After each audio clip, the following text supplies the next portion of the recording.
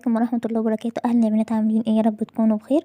النهارده بقى فيديو جديد، بس النهارده بقى مش روتين. النهارده اقول لكم على طريقة البطاطا الحلوة يعني باللبن. بصوا بقى طريقتها ازاي. اول حاجة تجيبي البطاطا تقشريها وتغسليها كويس، وبعد كده تقطعيها طرنشات زي البطاطس كده. ما تكونش تخينة ولا رفيعة، لا كأنك بتعملي صينية بطاطس بالظبط كده.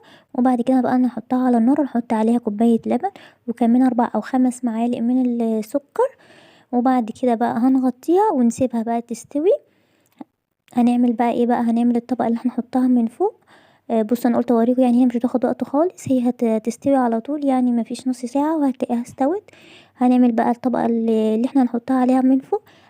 هنعملها ازاي بقى. نص كيلو لبن، وعليها معلقة كبيرة من النشا، معلقة كبيرة يعني هرمية من النشا، وكمان حوالي معلقتين 3 من السكر. وهنبتدي نقلب فيها كده على البارد، يعني قلبيها على البارد شوية. وبعد كده طلعيها على النار وافضلي قلبي فيها لحد ما تتقل معاكي زي المهلبية كده بالظبط. وهتبتدي تتقل معاكي وهتوريكي بقى، هتبتدي يعني تتقل معاكي بالشكل اللي انتوا شايفينه دوت. يعني كل ما تقلبي فيها كل ما تتقل معاكي زي كأنك بتعملي بشاميل وكده، وكل ما ده بيتقل معاكي. بصراحة الوصفة دي حلوة جدا، ويعني مكوناتها موجودة في كل بيت، ومش مكلفة خالص، وفي نفس الوقت مغذية. بصي بقى بصي اتهرست قوي معايا ازاي. استوت على طول، عقبال ما عملت اللي هي الطبقة اللي من فوق كانت استوت معايا. عايزة اقولك لو انت عايزة تحطي مكسرات سوداني وزبيب والحاجات ديت، حطيها في الخطوة دي، يعني في الخطوة دي حطي فيها اللي انت عايزاه لو حابة انت تعمليها بمكسرات، وهرسيها يعني معاها وكده. وبس بقى، وتهرسيها بالطريقة ديت، وبعد كده بقى تبتدي تسويها، ونحط عليها الطبقة اللي احنا عملناها المهلبية اللبن يعني بالنشا، نحطها عليها من فوق. وهنبتدي بقى نسويها كده، وهنحط عليها الطبقة كده من فوق زي ما انتوا شايفين.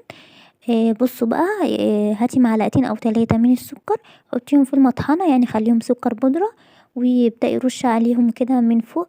الخطوة دي هتخلي معاكي طعم البطاطا يعني مسكر بزيادة، يعني يبقى حلو. وكمان هتساعد على التحمير، وهتديكي وش حلو يعني للبطاطا. بصي بقى، انت هتدخليها في الفرن، هتحطيها تحت الشوايه بس، هي كل حاجه مستويه فيها، مش هتعلقي عليها يعني الفرن من تحت. بصوا بقى طلعت اهي، بصوا شكلها تحفه ازاي، شكلها حلو قوي وطعمها تحفه. ممكن تسيبيها لما تبرد، بس طبعا وهي وسخنه بتبقى طعمها حكايه، وتبقى طعمها حلو قوي، وكمان تدفي في البرد دوت. وفعلا بجد مغذيه وحلوه قوي. يا ريت تجربيها وتقولي لي رايك ايه. ويا رب يكون الفيديو عجبكم. استني فيديو جديد، مع السلامه.